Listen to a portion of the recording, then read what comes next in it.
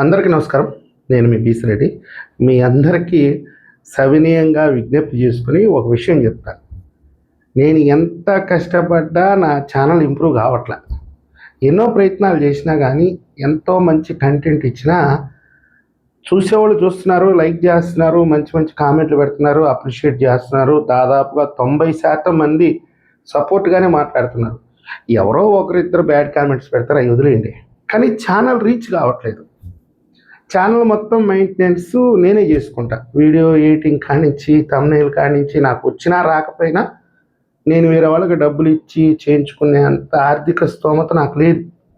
కాబట్టి నేనే మొదటి నుంచి కూడా నేనే మానిటర్ చేసుకుంటాను ఆ ఛానల్కి సంబంధించి. పైగా మనల్ని ఎవరు కూడా ప్రమోట్ చేయరు. సో నాకు ఒక ఆలోచన అయిపోయింది, ఏం జరుగుతుంది నా ఛానల్కి. నా ఛానల్ కంటే కంటెంట్ లెస్ అని చెప్పలేను, కానీ నా ఛానల్ కంటే తక్కువైన వాళ్ళకు కూడా బ్రహ్మాండంగా వ్యూస్ వస్తున్నాయి కదా, నాకు ఎందుకు రావట్లేదు అని ఒక టెక్నికల్ టీంకి హెల్ప్ అడిగితే వాళ్ళు కొంత అమౌంట్ తీసుకొని నా ఛానల్ మొత్తం చెక్ చేశారు. చెక్ చేసిన తర్వాత వాళ్ళకు రిపోర్ట్ ఇచ్చారు. నువ్వు ఎప్పుడైతే వీడియో రిలీజ్ చేస్తావో ఎమ్మటే నీ ఛానల్ లింక్ తీసుకుపోయి కొన్ని వెబ్సైట్లో పేస్ట్ చేస్తున్నారు. అంటే అవి ఎవరు చూడకూడని వెబ్సైట్స్ అన్నమాట.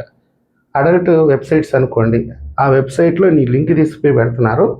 సో నీ ఒక్కరిదే కాదు, ఎవరైతే తెలుగుదేశం పార్టీకి సపోర్ట్గా వీడియోస్ చేస్తారో వాళ్ళందరూ కూడా అలాగే చేస్తున్నారు. ఎవరు చేపిస్తున్నారు అనేది మాకు తెలియదు. నీ ఛానల్కి సంబంధించి సెర్చ్ చేస్తే దాంట్లో కొందరు పేర్లు వచ్చినాయి బయటికి. సో ఇంకా నీ బతుకు బస్ స్టాండే, నువ్వు ఈ ఛానల్ రన్ చేయడం వేస్ట్, ఇంకేదైనా మార్గం వెతుక్కో అన్నారు. ఇంకా మనం ఏం చేస్తాం, మన శక్తి మేర పోరాడాల్సిందే. వ్యూస్ వస్తాయా రావా అనేది తర్వాత విషయం, కానీ ఇంకా భగవంతుడి మీద భారం వేయటం, ఇంకా మీ శరణ కోరటం. మీ శరణ నేను ఎందుకు కోరుతున్నానంటే, రోజుకు ఒకసారైనా సరే మీరు యూట్యూబ్ సెర్చ్లోకి వెళ్ళి బీసీ రెడ్డి లేటెస్ట్ వీడియో అని ఒకసారి సెర్చ్ చేస్తే ఏమన్నా నేను వీడియోస్ పెట్టుంటే నా 2 ఛానల్స్లో, B C Reddy official, B C Reddy వ్లాగ్స్లో ఒక్కసారి చెక్ చేశారనుకోండి, మీకు నేను పెట్టినటువంటి వీడియోస్ మీకు తెలుస్తాయి. లేకపోతే నోటిఫికేషన్స్ వస్తాయి, మీరు వీడియో చూసేటప్పుడు వీడియో కనపడదు.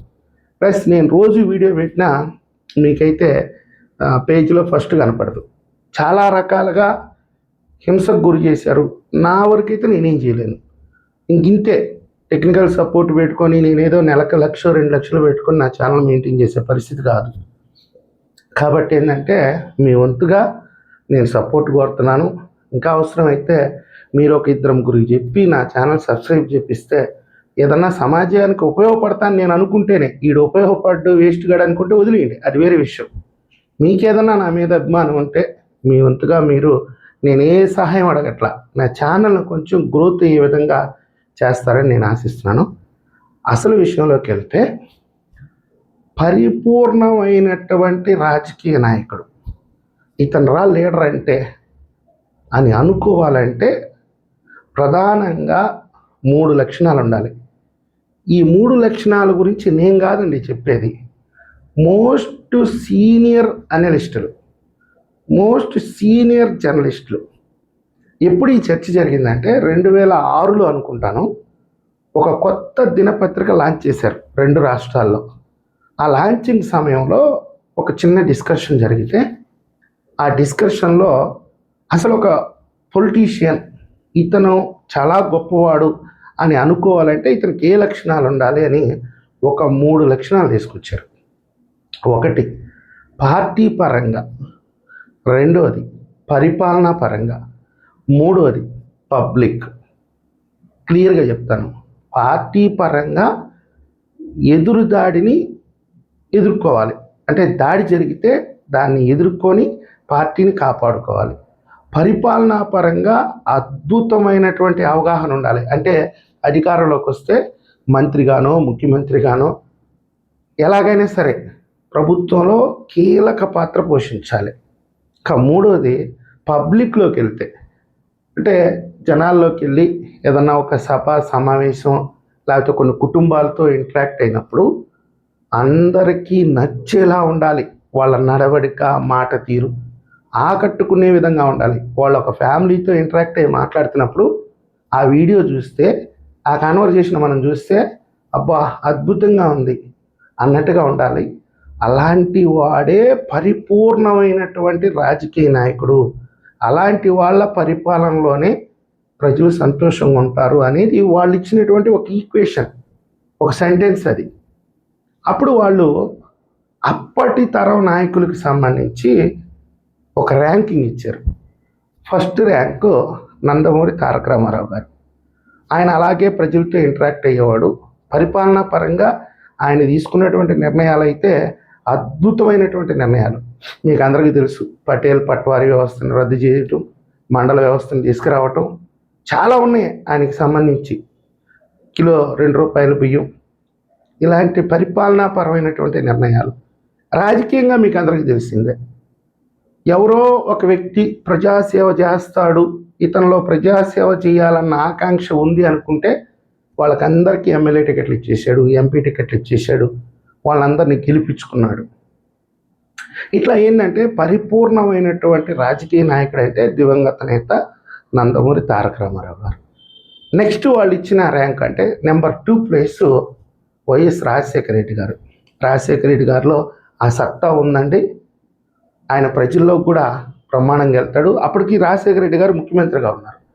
పరిపాలనా పరంగా కూడా మంచి మంచి నిర్ణయాలు తీసుకుంటాడు. రాజకీయంగా కూడా అతని ఎదురు దెబ్బలను ఎదుర్కొంటాడు, నిలబడతాడు, కలబడతాడు. అంటే అది కాంగ్రెస్ పార్టీ కదా, చాలా కాంపిటీషన్ ఉంటుంది. ఇక 3వ ర్యాంక్ వచ్చేసి నారా చంద్రబాబు నాయుడు గారికి ఇచ్చారు. చంద్రబాబు నాయుడు గారికి 3వ ర్యాంక్ ఇవ్వడానికి కారణం ఏంటంటే ఆయన మీద ఒక అపవాదం ఉంది, హైటెక్ బాబు అని. ఆనాటికి ఆయన టెక్నాలజీతోనే మాట్లాడతాడు, కామన్ మ్యాన్తో మాట్లాడడు.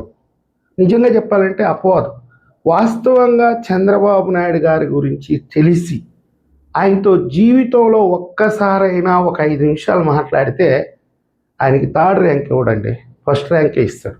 అంటే అంత బాగుంటుంది, అంత బాగా మన జీవితంలోకి వచ్చేస్తాడు ఆయన. ఏ స్థాయికి దిగజారాలో ఆ స్థాయికి దిగజారి మన కష్టాలు తెలుసుకొని, మన భవిష్యత్తు తెలుసుకొని, మన భవిష్యత్తుకు సంబంధించి కొన్ని సూచనలు కూడా ఇస్తాడు. అంటే ప్రత్యక్ష సాక్షి నాలాంటి వాడే. ఎన్నో సలహాలు ఇస్తాడు, నువ్వు ఇట్లా ఉండాలమ్మా, ఇట్లా చేయాలి, భవిష్యత్తులో నీ నడవడికి ఇట్లా ఉండాలి. మనం తప్పు చేస్తే మనం చెప్పగలిగితే ఆయనకి, నేను ఈ తప్పు చేశాను సార్ అంటే ఆయన మంచి ఓదార్పు ఉంటుంది ఆయన దగ్గర. సో అలా ఆనాడు 2006లో అనుకుంటాను ఒక 3 ర్యాంకులు ఇచ్చారు. సరే, ఆ విషయాన్ని పక్కన పెడదాం. ఇప్పుడు ఉన్నటువంటి రాజకీయాల్లో మొత్తం కమర్షియల్ పాలిటిక్స్, ఇది అందరికీ తెలిసినటువంటి విషయమే. డబ్బు ఉంటేనే రాజకీయాలు, డబ్బు ఉంటేనే ఎమ్మెల్యే టికెట్, డబ్బు ఉంటేనే ప్రజల్లో తిరగాలి. ప్రజల్లో తిరగాలన్నా కానీ కోట్లు కావాల్సిందే.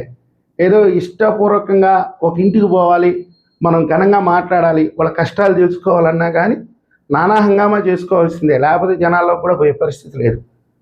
ఇలాంటి కమర్షియల్ పాలిటిక్స్లో మన ఆంధ్రప్రదేశ్ విషయానికి వద్దాం. తెలంగాణ విషయం పక్కన పెట్టేయండి, ఆ పంచాయతీ మనకొద్దు.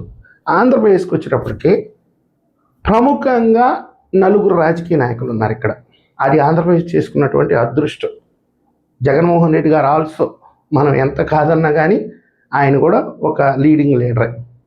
పవన్ కళ్యాణ్ గారు కానివ్వండి, చంద్రబాబు నాయుడు గారు కానివ్వండి, నారా లోకేష్ గారు కానివ్వండి. ఈ పరిపూర్ణత అనే అంశానికి వస్తే నేను ఒక 3 అంశాలు చెప్పాను. రాజకీయంగా అన్నీ ఎదుర్కోవాలి, పరిపాలనా పరంగా పూర్తిగా ఆయన కార్యక్రమం ఆయన నిర్వహించాలి, పబ్లిక్లోకి వెళ్తే పబ్లిక్తో ఇంటరాక్ట్ కావాలి. ఇలా ఈ 3 అంశాలని ఈ 4కి ఆపాదించి చూస్తే మిగతా 3 కూడా ఉంటుందండి. చంద్రబాబు నాయుడు గారు దాదాపుగా 80% సక్సెస్ అవుతుంటాడు, పవన్ కళ్యాణ్ గారు దాదాపుగా 80% సక్సెస్ అవుతుంటాడు.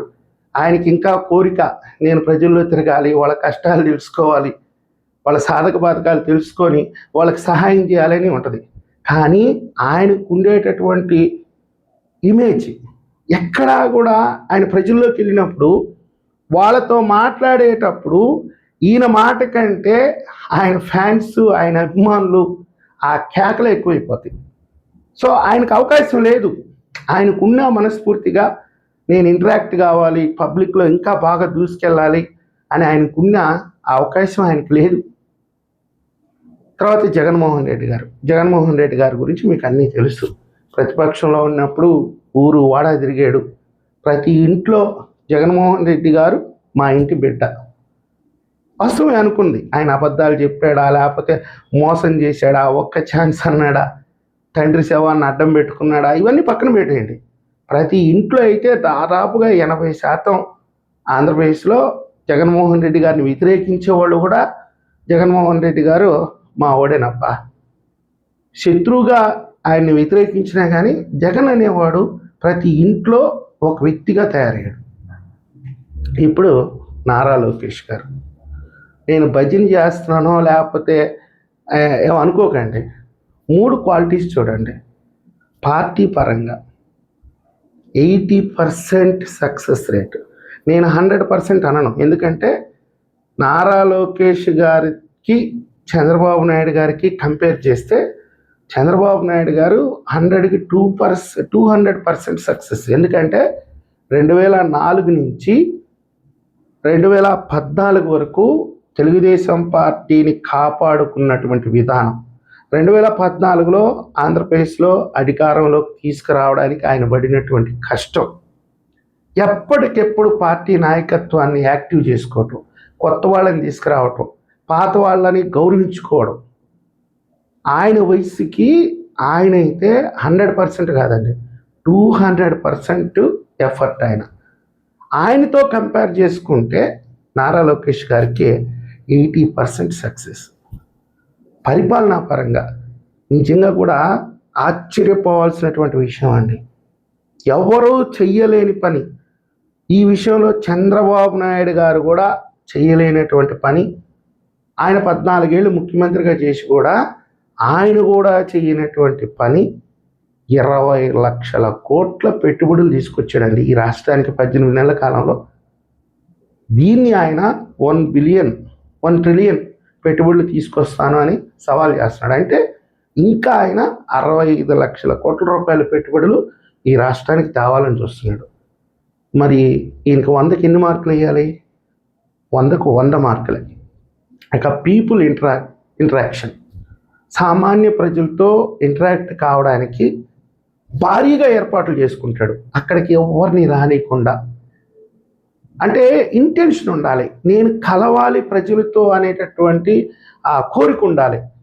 నేను ప్రజలతో మాట్లాడాలి, సామాన్యులతో మాట్లాడాలి, వాళ్ళ భుజం మీద చెయ్యాలి, వాళ్ళ కష్టాలు తెలుసుకోవాలి అనే ఒక బలమైన కోరిక ఉంది. కాబట్టి నేను ఇందాక కంపేర్ చేసినట్టుగా పవన్ కళ్యాణ్ గారి లాగా కాకుండా ఆయన ఒక సినిమా హీరో, ఆయనకి అందరూ వస్తారు, ఈయనకి అలాంటి పరిస్థితి ఉండదు. కాబట్టి ఆయనకంటే ఈయన కొంచెం వెసులుబాటు ఉంటుంది ఈయనకి. కానీ నేను ఒక మాజీ ముఖ్యమంత్రి కొడుకుని, నేను ఆల్రెడీ మంత్రిని, నేను పార్టీలో కీలకమైనటువంటి వ్యక్తిని, మా నాన్న తర్వాత నేనే, మా నాన్న కంటే కూడా నేనే. ఇప్పుడు ఏముంది, సామాన్య ప్రజల్లోకి పోవాల్సినటువంటి విషయం ఉంది.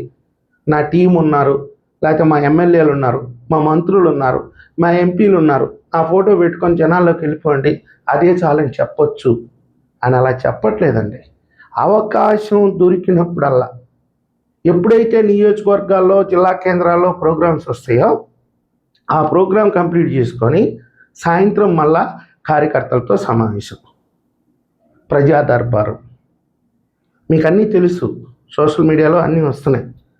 ఆయనకు ఒక ట్విట్టర్లో ట్యాగ్ చేసి నాకు ఈ కష్టం ఉంది అని ఒక పోస్ట్ చేస్తే ఇమీడియట్గా రెస్పాండ్ అయిపోయి తగిన న్యాయం చేయటం. సో ఇప్పుడున్నటువంటి సమకాలీన రాజకీయాల్లో లోకేష్ గారికి పరిపూర్ణమైనటువంటి రాజకీయ నాయకుడిగా అర్హత ఉందా లేదా? మీ అభిప్రాయాన్ని కూడా మీరు కామెంట్ రూపంలో తెలియజేయండి. నేను అనేక సందర్భాల్లో చెప్పా, లోకేష్ గారిని వేరే వాళ్ళతో కంపేర్ చేసుకోవద్దు. లోకేష్ గారిని లోకేష్ గారు లాగా చూస్తే, వీలైతే చంద్రబాబు నాయుడు గారితో కంపేర్ చేసుకుంటే తండ్రికి మించిన తనయుడు, భవిష్యత్తు ఆశా కిరణం.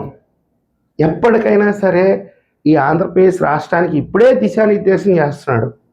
భవిష్యత్తులో నారా లోకేష్ గారు ఖచ్చితంగా దిశానిర్దేశం చేయగలిగినటువంటి సామర్థ్యం ఉంది. ఇప్పుడే మీరు చూస్తున్నారు, జాతీయ రాజకీయాల్లోకి వెళ్తున్నాడు. జాతీయ స్థాయిలో ఏదన్నా పెండింగ్ ఫైల్స్ ఉంటే అవి క్లియర్ చేసుకొని వస్తున్నాడు. 24 గంటలు కష్టపడుతున్నాడు. మళ్ళీ ప్రజలతో ఇంటరాక్ట్ అవుతున్నాడు. పార్టీ పరంగా ఏ చర్యలు తీసుకోవాలో అవి తీసుకుంటున్నాడు. నేను ఇందాక చెప్పినట్టుగా 100% కాదు, 80% పార్టీ పరంగా ఇంకా చేయాల్సింది చాలా ఉంది. మరి ఇప్పుడు అధికారంలో ఉన్నారు కాబట్టి అలాంటివి చేయగలరో చేయలేరో అది ఇంటర్నల్ మ్యాటర్, మనం మాట్లాడుకుంటే ఆ విషయాన్ని.